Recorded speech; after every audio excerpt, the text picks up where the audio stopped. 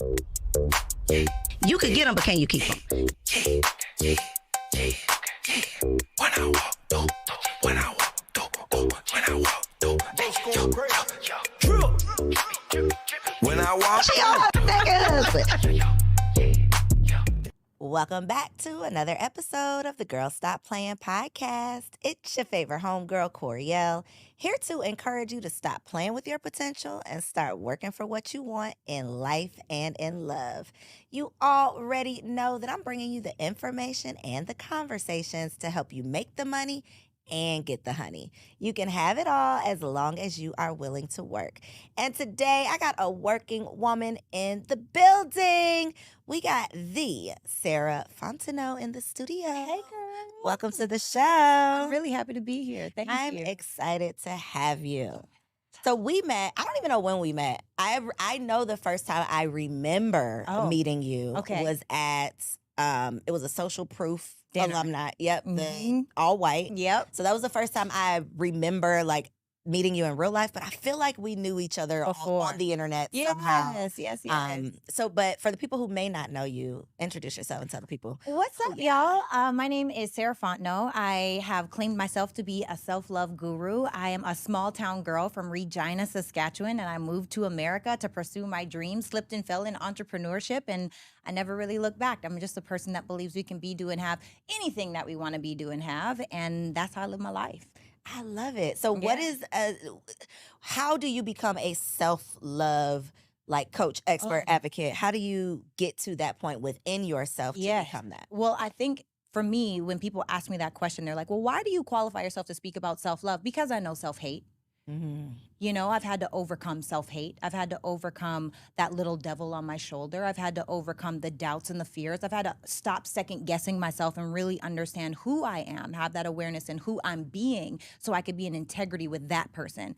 Even if it ruffles feathers, even if it's bothersome to others, even if people are like, I don't like you, even if it means I'm ostracized, this is who I am. Take it or leave it. I'm not here to make you happy. I'm here to be happy. And you can't be happy unless you're in integrity with self. So, I believe it breaks down into really simple principles, and I live by it and I stand on it, you know?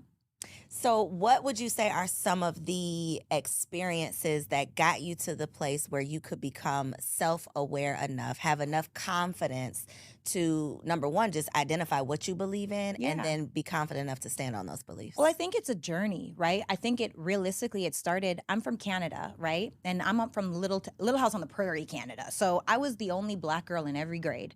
I never fit in. My hair was never the same.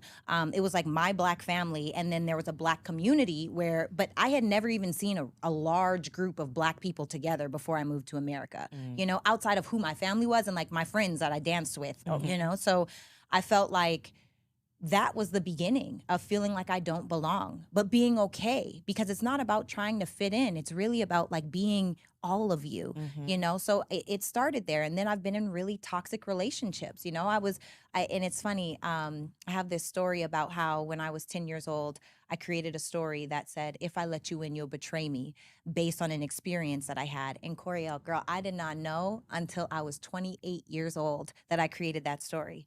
And so I was subconsciously seeking the people, the places, the experiences, the everything that would validate, if I let you in, you'll betray me. So it's no wonder why I experienced domestic violence. I was almost paralyzed by my first ex-fiance. You know, it's no wonder why I couldn't have a solid female friendship until I realized that story. It's no wonder why I had these self-doubts and limiting beliefs and all of these different things. So it's really been a journey of having to overcome myself, get out of my own way, and then being okay with it. You know, one thing I feel like when you live in your truth, girl, when you live in your truth, it doesn't matter what anyone has to say, what they do, how they act, because, you know, at the end of the day, you're proud of you. You can look that person in the face. And be okay with who you see in the mirror.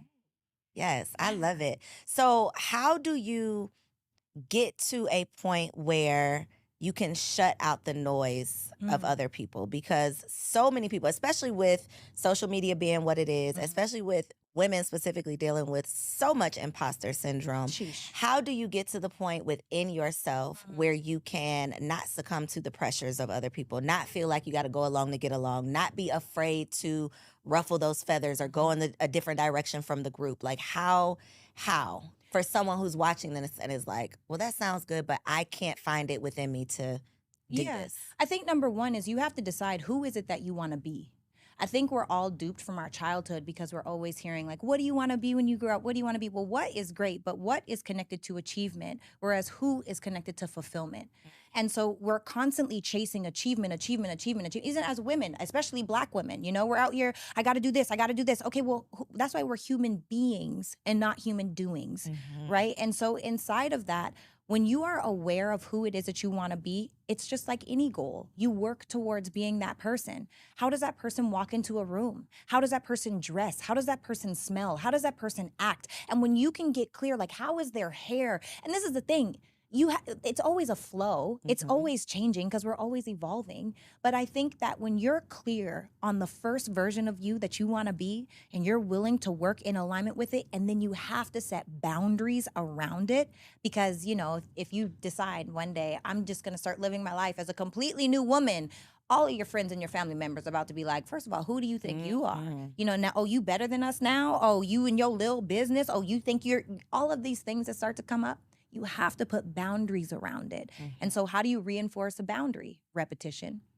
How do you reinforce a boundary? Saying what you mean, meaning what you say and saying what you mean. How do you reinforce a boundary? Not letting people slide when they try to play them, And so it's a time thing and it's a compassion thing because we all stumble, we all fall, we all make mistakes, but are you willing to fight for who it is that you want to be? Are you even aware of who it is that you want to be? That part. Because most of us are on autopilot, to be honest. And we are subconsciously deciding who we want to be based on other people's opinions, other people's beliefs, other people's desires for ourselves, especially women.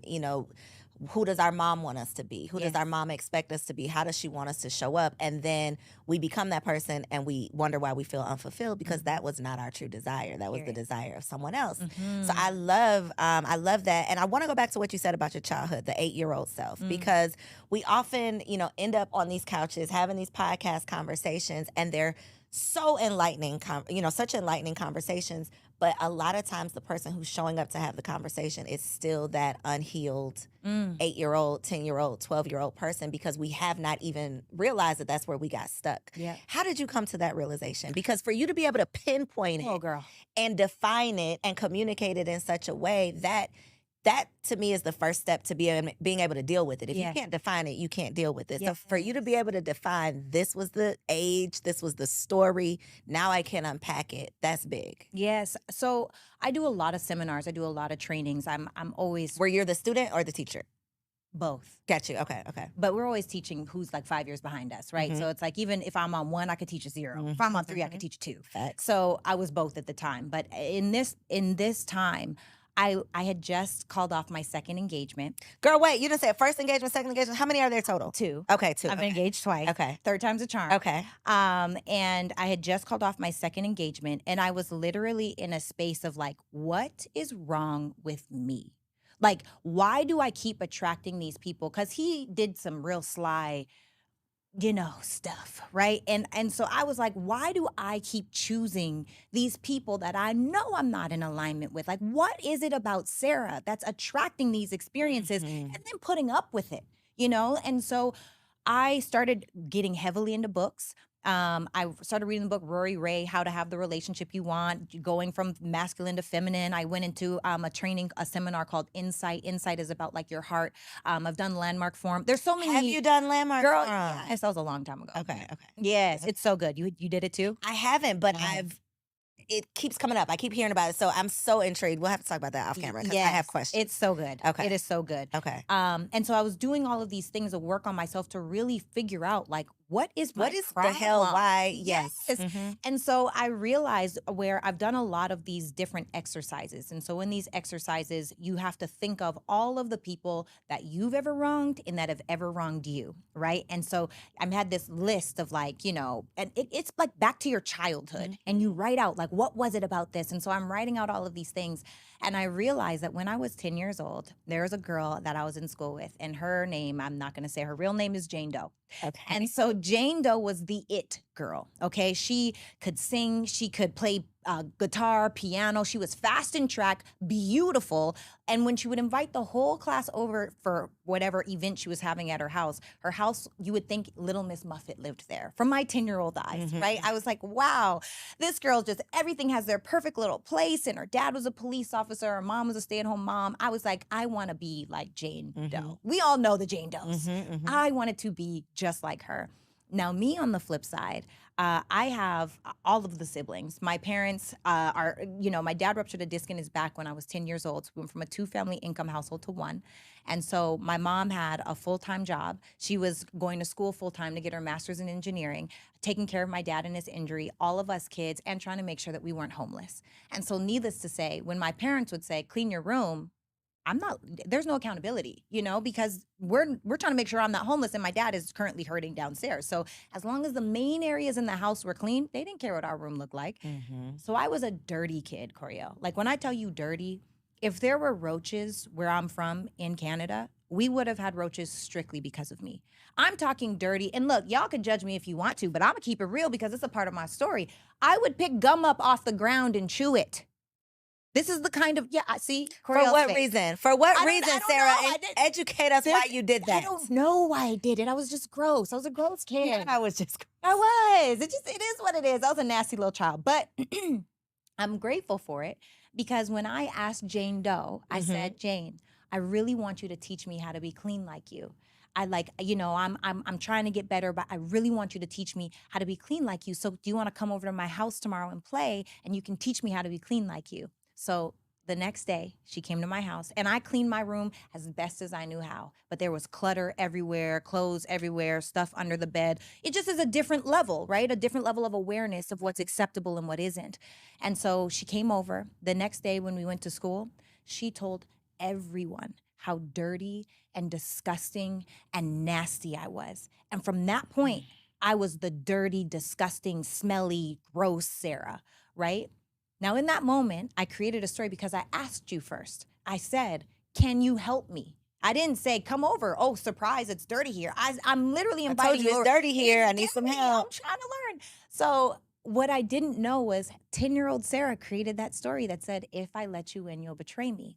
But the powerful part is 10-year-old Sara also created a story that said, no one's ever going to call me dirty again.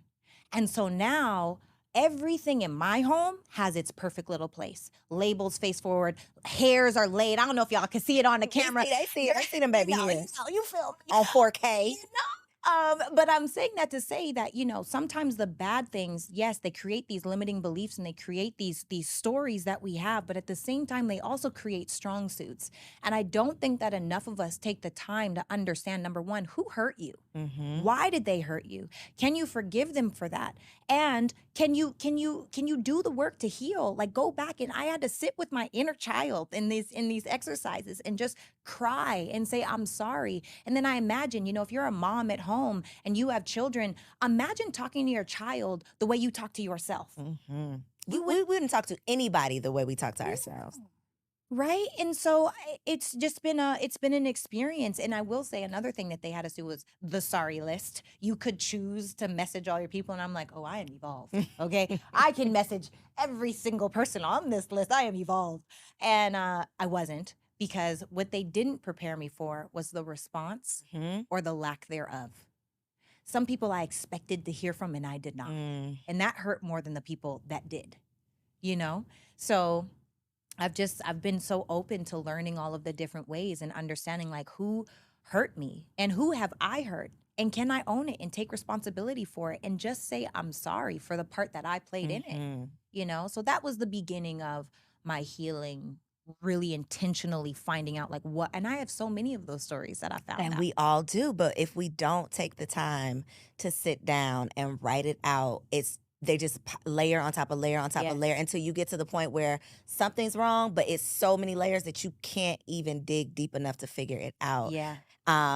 Boy, that childhood is something else. It's the crazy part to me, because I think we've all had something we've gone through that's given us some perspective that's probably off in some way. So in your case, and I think probably, I can pinpoint some similarities in if I let you close, you'll betray me. It's crazy that thought actually attracts betrayal. Yes. It actually causes you to create scenarios to be betrayed. Yes. That is insane. Yes. It's a subconscious thing. We create the life that we live by the way that we think. So and the thing that and this is why we have to do the work. And I know you know this. I'm really talking to myself and the people that are watching. But literally, if you are not intentional, we go on autopilot. And autopilot is addicted. Like we neurologically speaking, right? We fire off these neurons and they partner together, and we naturally and scientifically want to go to the emotions that we feel the We're most used to. familiar Yep. with, right? And so if you naturally want to be angry, or if you naturally want to be sad or depressed or anxious, and that's the thing that you're firing off, you have to intentionally break that circuit. Otherwise, we're just gonna go on autopilot and continue to perpetuate our past. So, how do you, when you find yourself today, this Mhm. evolved Sarah, when Mhm. you find yourself on autopilot, because Mhm. it's a process, right? It's not a destination you've arrived. I'm just Never. here. Right. No, we're never gonna be there, right? Period. We can get so far, and then I feel like God be testing us. God will surround you with the people who are literally Yeah. going to put you in a position to test all of that stuff that you just learned. Like, are Right. you said you was ready. Now let's see. So what do you do now Yeah. if you are met with a situation or met, in a circumstance where it's like, okay, I'm comfortable, but I realize I'm on autopilot and something's got to change? So a couple of things. Number one, I now finally, which I didn't do in the past, I allow myself to be human, and I allow myself to feel it. Because before it was like, no, I'm positive everything is no, Sarah, everything is not perfect. Okay, chill out, feel it, and you have to feel it so that you can release it. Because again, it goes back to that awareness. If you're not clear on the stuff that you have going on, and it's just suppress, what we suppress turns into depress, right? What we do not spend time really focusing on can really quickly turn to depression. And it's like, that is not what we want. So we have to take the time to feel it. So I say 5 minutes, unless it's something really big. Now, if I'm really just like, oh, you got me all the way jacked up, then I'm like 24 hours. And then I got to let it go. And on top of that, I'm really intentional about being in peak state. I don't want to be on a low vibrational frequency, because I don't want to attract low vibrational frequencies, experiences, life. So for me personally, what I do in the morning when I wake up, and I'm Canadian, so I'm a little more jovial than most, okay? Is that a Whatever. thing? I feel like we're just, people are like, you're so nice. I'm like, am I? I mean, I'm very kind. I don't think So I'm Americans nice. are just rude as hell. Maybe. Don't say it. Go ahead. So when I wake up in the morning, I open my eyes and I'm like, another day. And then I close my eyes. And immediately I imagine like a sonic ring that spins, right? Or like to say a halo, but so you can have a visual. And I put it like over my head, and I open it, and all the way around my body. This is the first thing I'm doing. This literally takes me 15 seconds in the morning. All the way around my body, I'm sending healing, I'm sending favor, I'm sending prosperity, I'm sending growth, I'm sending evolution, I'm sending all of the things that I want to send, and I close the bubble around my feet. I get up, I go make an energy tea. I come back, I immediately have a playlist on my phone. It's Baroque classical music or movie score music, and it will just shuffle on my playlist. And I'm journaling with my energy tea, and I'm saying, Girl, what is energy tea? So my sister is a distributor with Herbalife, and Okay. I order, So it's literally energy tea. Yeah. Okay, I thought it was some special. no, it's one of the literally a recipes. green tea with a Gotcha. collagen and an aloe It's and an extra actual collagen. energy. Gotcha. Yeah, Okay. with some extra stuff. But yeah, Gotcha. I'm making it. It's an iced tea too. Got you. Okay. I have hot tea at night, and I like cold tea in the morning. So I drink my energy tea, and I journal. I'm so blessed, happy, and grateful now this is the thing. Our subconscious, and I know you know, doesn't know the difference between what has already happened, what has happened currently, and what's going to happen in the future. All it hears is the feeling, right? And we don't attract what we think about. We attract what we feel strongest about, right? We just talked about it. On a subconscious level, we attract the experiences that our subconscious is feeling. We're seeking them actually so that we can attract them. So you think bad, that's why you get bad. Or you feel bad, you attract more bad. And so I put myself in a peak state by thinking about all the things. And after I write it, I speak it. So I'll do these 5-minute rounds where I'm like by myself in my room crying, like, oh, it's so beautiful. Like, oh my God, and the Delilahs. Like, I see my family compound walking with my mom, pushing the stroller. And my mom's like, look at the wild Delilahs. And it's like, we go walk to the garden and eat cucumbers fresh off the ground. And we pick the peaches off of the tree. And, the babies running around and then, doing all. I've seen it. Like, I know it. Now, this is the thing. I don't know when it's going to happen. I don't know how it's going to look, I'm not attached to that. I'm attached to putting myself in a peak state, speaking it out loud, putting myself in a feeling of like feel good. So now I've journaled. I'm going to go work out. I'm going to come home. I'm going to shower. While I'm in the shower, I'm listening to a personal development. While I'm doing my makeup, I'm going to listen to a book. No, sorry. While I'm in the shower, I'm listening to gospel music. When I'm out of the shower, I'm listening to a book. And then you can't knock me off my game at this point. I'm literally like, girl. So I focus on that. And when I'm human, I allow myself to be human because I also know I'm not perfect. I have times where I disappoint myself, where I come out of character. They don't happen as often anymore, but they do still happen, and it just is what it is. So I'm compassionate with myself because I know that life is a journey, I love that. It's time for a special business spotlight segment, and I got my girl Aisha Taylor Issa in the building. Hey, girl. Welcome to the studio. Thank you. It's been a long time coming. I have known you since 2018. You just refreshed my memory when I think I was a panelist at the Sisters in Business Expo, the very first one.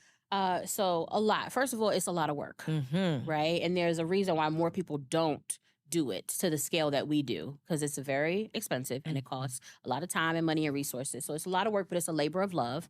One of the biggest things we've had to learn is that we needed to educate our audience, right? Because a lot of people do come with that mindset of, I got to sell. If I'm not selling, then it wasn't beneficial, right? And yes, selling is important, but we also are intentional about including both product and service-based businesses. So what's the advantage for the service-based businesses, right? It's lead generation, it's networking, it's growing your audience, it's all of that. So it took a year or two to really just get people to see the value in just being in the room, right? And selling, yes, but also putting yourself in spaces that are specifically curated for your growth and your advancement. And so I think that has been the biggest shift for us and for the culture. And once people kind of caught on to that, that's when we really see the impact that we're able to have. That is a very good point because I think that a lot of people approach vending from the perspective of if I don't make 100 sales, then I'm not successful. But you could get 100 leads.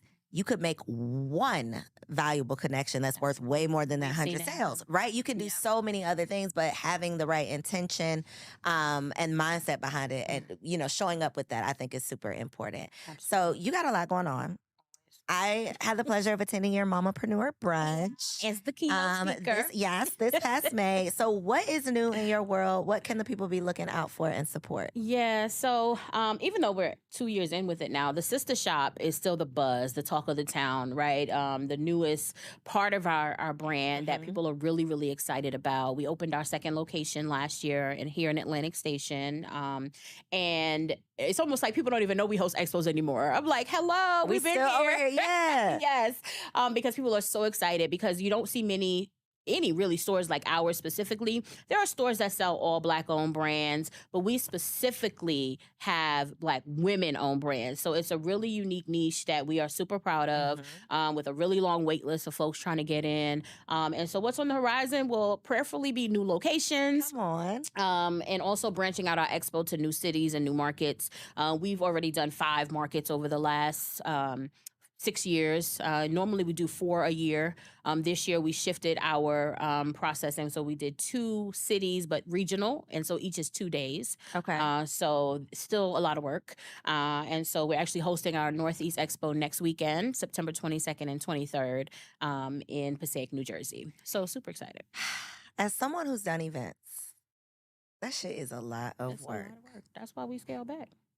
You just said that you do 4 in a year. We used to, yeah. This is the first year since 2018 that we did not do 4. What type of team and time management and liquor, what is it that you do? What does it take? Seriously, how do you manage? I'm real with you. Sometimes I don't know. Sometimes it literally is the grace of God. I mean, it's always the grace of God, but sometimes I don't know. I do have an amazing team. Now, when I first started, it was not just me, but it was my family. Okay. And I am super blessed. I shout it from the mountaintops anywhere I can that I have been blessed to have a super supportive family. So when I didn't have any money to pay them, they traveled on their own dime and their own time to every city to be with me. So that's really how we did it. And they still do to this day. Thankfully, we're in a little better position now. And so we're able to, cover their expenses. But we also have staff that now travel with us as well. So we have a super amazing team. Also, because we've been doing it so long, a lot of it is kind of wash and repeat, but then adding and enhancing every year. So, for example, last year in New Jersey was the first year we piloted a 2-day experience. So that was a whole nother, thing to learn and do. And now we're doing 2 days all this year. So we just kind of, learn what worked, get rid of what didn't work, and try to grow from there. How do you know when it's time to pivot? Usually, it just doesn't feel right in my spirit. Or sometimes you're forced to pivot, right? So, of course, COVID forced us to pivot. We were primarily an event-based business. And so for all of 2020, when we could not have events, we did, of course, the virtual conferences and things that everyone was doing. But our in-person experiences are so unique that something was still missing. And so many of our brands were still suffering and struggling and shutting down because they could not sell live. And so that is how we ended up in retail. I never imagined retail, never even thought about it. But when stuff started opening back up, it was the retail stores where people were flocking to and the malls. And so that's how we landed there. So a lot of times it's the circumstances that cause us to pivot, but then other times it might just be something in my spirit or the numbers ain't right, like the math ain't mathing. And so, or just the stress and the strain of it, right? So 4 cities after 5 years became a lot on us emotionally, physically, financially. And so we were like, what else can we do to still serve our people, but maybe not go to 4 cities? That part. And you are a wife and you are a mother. How? Of a little pumpkin. Of a little pooda tuda. How? Do you have a time management like tip, trick, hack? What are you doing? No? No. I delegate a lot. That's a hack. I delegate a lot. And how do you delegate? How do you trust people to delegate? It has not been easy, but again, I've been super blessed with some really great staff and team members. And so once you prove to me that you can handle something, it's a wrap. It's a wrap. You're going to handle something. Take it all. Take it all. So that has worked over, I would say, the last 2 years. People showing me what they can do and me allowing them to do it. Now we haven't, that hasn't always been the case. Of course, a couple of bad apples, make it into the bunch. And so we have to identify them early. I will say that I hold on to people sometimes too long, because of just, your heart, my heart, and trying to see the best and get the best out of people. But I think one thing that has helped me in terms of a time management hack is delegation. I had to make a lot of changes when I became a mom. That I didn't make right away. Like what? What were some of those changes that you just had to? You didn't really want to? Closing my laptop and creating a bedtime for my son. Like the first 6 months of his life, maybe even into 9 months, he would just be up with me while I was working. I mean, just, cooing and laughing and watching cartoons, and I would just be steady. And I didn't initially see the problem with that. But then one day I kind of looked over at him and I was like, you need to put this child to bed. You need to stop what you're doing and create a routine for him. And I did. And I was very proud of that. And honestly, he did not have any issues adjusting. It was me. Right. It usually is. He immediately fell right into the flow. I had no trouble getting him to lay down, no trouble. We created a bath time, whole routine, book, all of that stuff that I guess the rest of the world was doing. And I'm over here like a fool, working crazy, trying to take care of this business. And my son is just chilling. You're not a fool. You know what you are? You are a boss that has become a mother. Yeah. And now you have to adjust into being a mom. Most of us try to do what we've been doing just with the baby on our hip now. And it's like, no, you gotta put this down so you can, it's. And I love that commonality between us because we both were, already running, enterprises, before we became wives and mothers. And it is a shift. Yes. It's an adjustment. When you don't enter into this world already with those titles and you add those roles, you definitely have to make some adjustments. And thankfully, I got married, right before we started this brand. So he's been with me, through every peak and valley. But the baby was definitely an adjustment, and he is the best thing that ever happened to us. So. Are you done? I'm done. Done? I'm old. Done or done? I'm done. Okay. One and done. One and done. We good over here. We go cheap. cheap. Okay. So for the Entrepreneurs who might be watching this and need some help, need your resources, or want to know how they can get their business onto the wait list, because your girl got a wait list, let them know where they can find you, how they can support you. Yeah, so y'all can check us out online everywhere at SIB Expo, and that stands for Sisters in Business Expo. Sisters is spelled SISTAH when you're searching. So SIB Expo on Instagram, TikTok, Twitter, Facebook, it's Sisters in Business Expo, and online, sibexpo.us. And feel free to, connect with us, tap in, join the mailing list, follow us so that you can stay connected on what we have coming up. And check them out at their sister shop in New Jersey, right? Yes, and New Atlantic Jersey, Elizabeth, Station. New Jersey, at the Mills at Jersey Gardens Mall and Atlantic Station right here in Midtown Atlanta. And that website is thesistershop.com, SISTAH. I love all that you are doing. It is my pleasure to be able to introduce you to the people. Y'all make sure that y'all check my girl out. We're about to get back into this episode. I love that you have reached the level where you can give yourself grace, because so often we extend grace and we empathize with other people. But then when it comes to us, we got to have it all together. We got to be perfect. We got to get it right all the time. We can't any of the things, but you've evolved past that. Other people have not necessarily evolved past that, though. So I want to talk about the breakups in life, right? I don't know if you had a public breakup. Was that a public breakup? Yeah, I've had a couple. Okay. Well, I know about one. Yeah. I only know about one public breakup. And my question is, with you have reaching this level of evolution where you're at your peak level, right? People should not be able to penetrate that. But people are rude as hell. People got keyboard courage, Twitter fingers. Like, people are doing all of the things, and people think they know you, and they Really don't. really don't.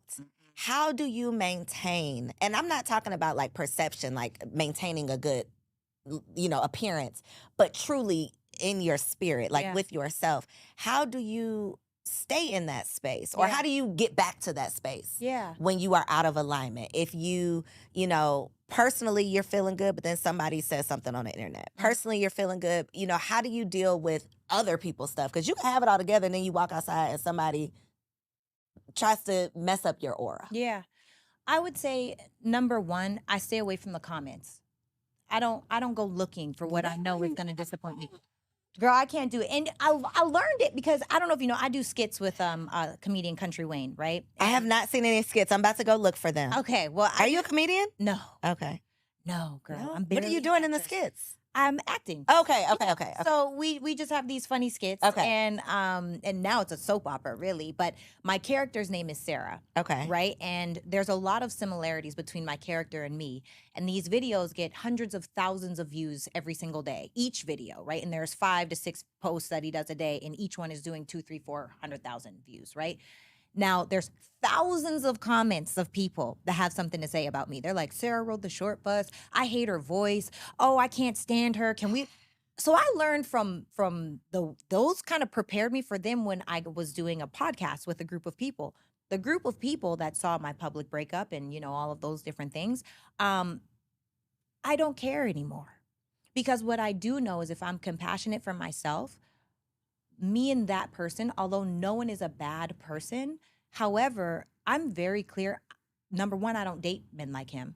Number two, I was in a rush, and it took me going through therapy and trying to understand, like, how did Sara allow herself to end up in this situation? And not because they're a bad person, just because we're so disaligned. And so it's funny. It's actually not funny, but I say that to keep from crying. That at the time, my dad, we were on our second battle with cancer, right? Sorry. And it's okay. And if I get emotional, I just love my family. So forgive me, y'all. But my dad, it's really important for my dad to walk me down the aisle. Like, that's very important to me. And I allowed the fear of my dad not walking me down the aisle to rush a decision that shouldn't have been rushed.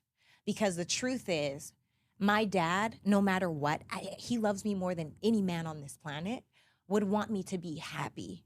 And for me to choose someone that is so outside of who I deserve and who is in alignment and who actually makes sense would be more disappointing to him than anything.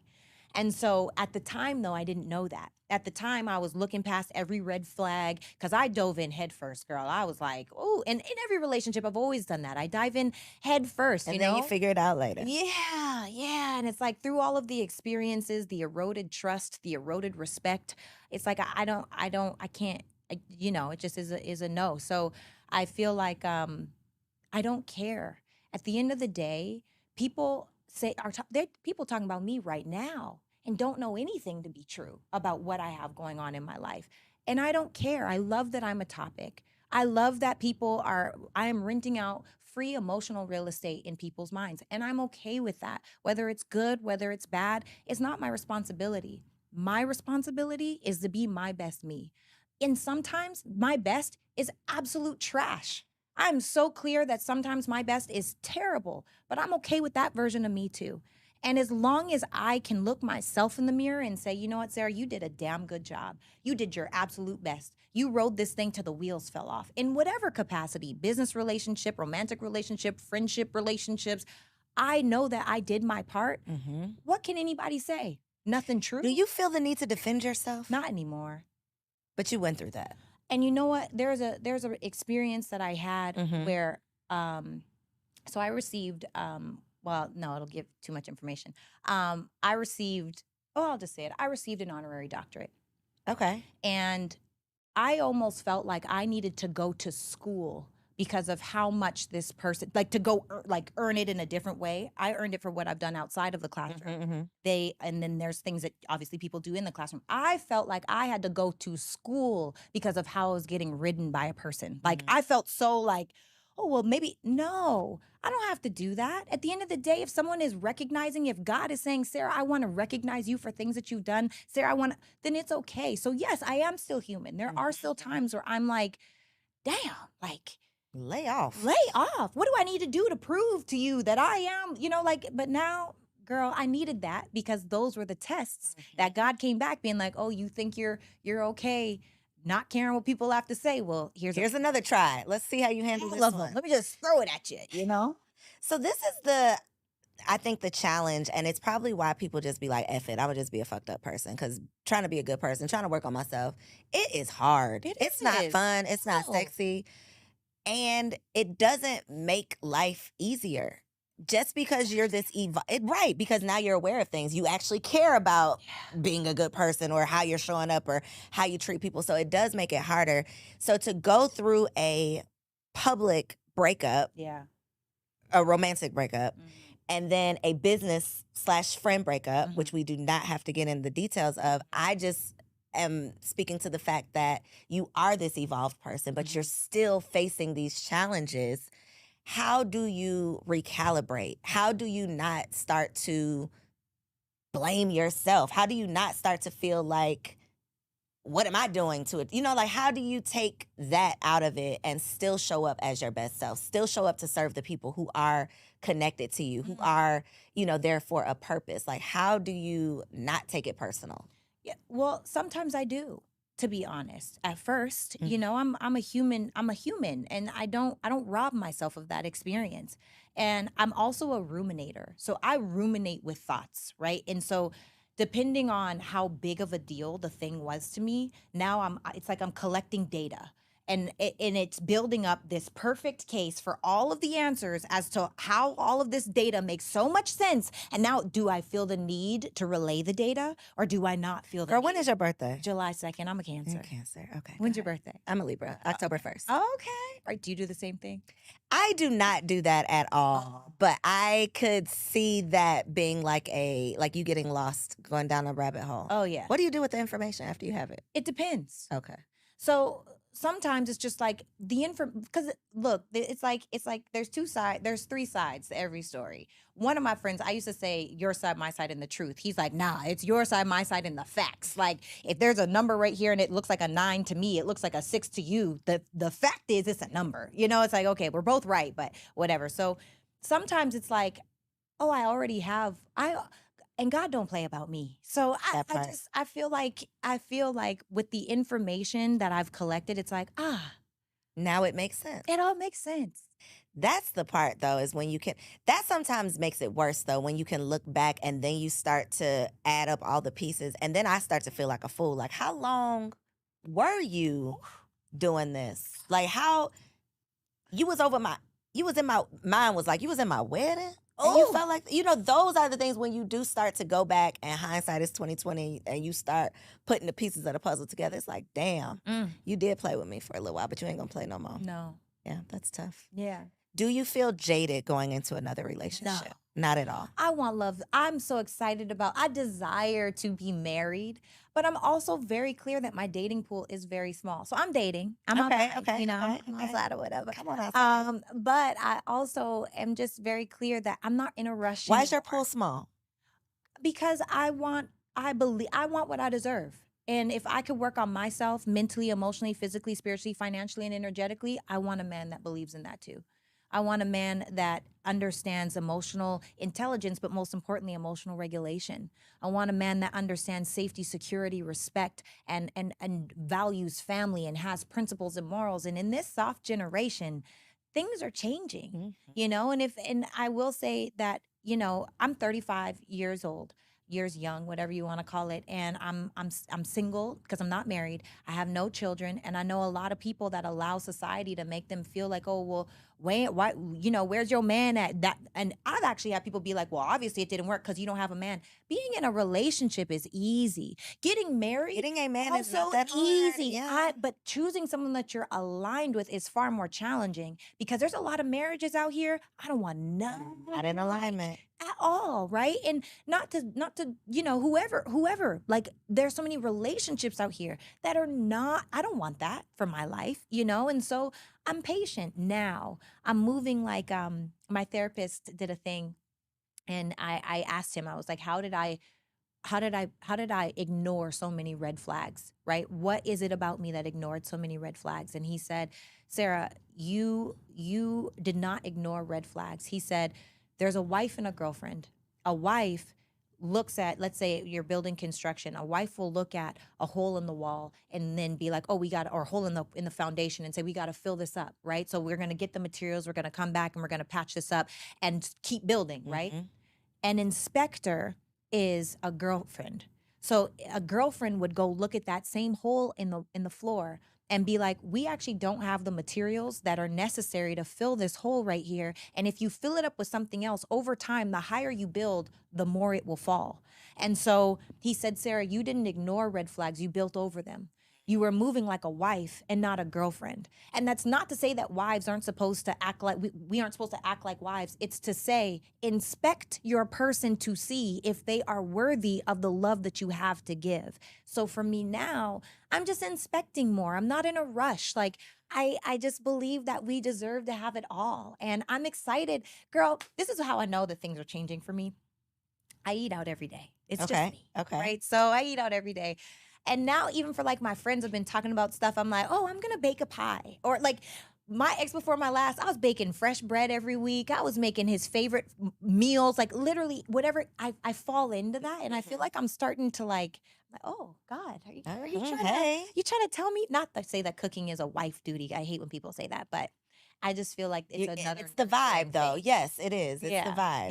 Yeah. Yeah. I love that for you. Thank you. So you're out here in these streets. I'm outside. She's outside. She is dating. You have already made it very clear what we are attracting. Oh, yeah. Right? What we are not settling for less than. Period. I was going to say shoot your shot, but you have already, fellas, she has already made it very clear what it is. For the people who are watching this, though, that are like, Sara, I need to get some of this. I know you have a new podcast. So tell the people about the new podcast. But if you have, do you do coaching or? Not anymore. Okay. No. We'll just tell about the Events. podcast. Yeah, I do events and I have one and it's probably already happened. But so I have a podcast. It's called It's Giving, and it's giving all of the things. It's giving red flags, it's giving desperate. It's giving self-love. It's giving healing. It's giving transformation. It's just a lot of very real, raw conversations with real, raw people. It's them behind the business or behind the success and behind the money. Like, who is this person? And I've just been having a ball because I learned I really enjoy podcasting. I really enjoy it. And we have really awesome conversations. And it is all of the things with a focus on healing. I love it. I love this new space that you're in. I feel like you have no choice but to attract goodness. Thank you. And so I love that for you. I can't wait to see all that comes. It's coming. So many new exciting things, new energy, new vibes. So yeah, let the people know right there in that camera where they can find the podcast, where they can find you online, and follow you on social media. Oh my goodness. Hi guys. Again, my name is Sara Fontenot, and you can find me at Ms. Sara Fontenot. So MSSARAHFONTENOT. The T is silent. That's me on all platforms. The podcast is on everything. It's Giving Podcast. So it's period giving period podcast. But if you just type it's giving, you'll find it. On all of the platforms. We're on Spotify, Apple, we doing all the things. places. Yeah. And we'll make sure it's linked below. So y'all ain't got to go search. Just click below. Make sure y'all support, subscribe to the show, follow on Instagram, and send your girl some good vibes, all right? It's hard in these streets when you're out here trying to do the Lord's work. Oh. Thank you for tuning in to another episode of Girl Stop Playing. See you next week. If you enjoyed that episode, make sure you subscribe to the channel so you don't miss out on any upcoming content, and take it a step further and go ahead and join our private community over on Patreon, because it comes with some pretty bomb perks, including early and discounted access to our upcoming events, behind-the-scene exclusives with some of your favorite guests, the opportunity to call in on an upcoming show, the chance to vote on topics and guests for brand new shows, and I'm even giving you unlimited access to my vault of business classes where I'm teaching you everything from Airbnb to developing digital products and everything in between. And you can get access to our Patreon for as little as $5 a month, okay? Get in where you fit in, and I'll see you on the inside.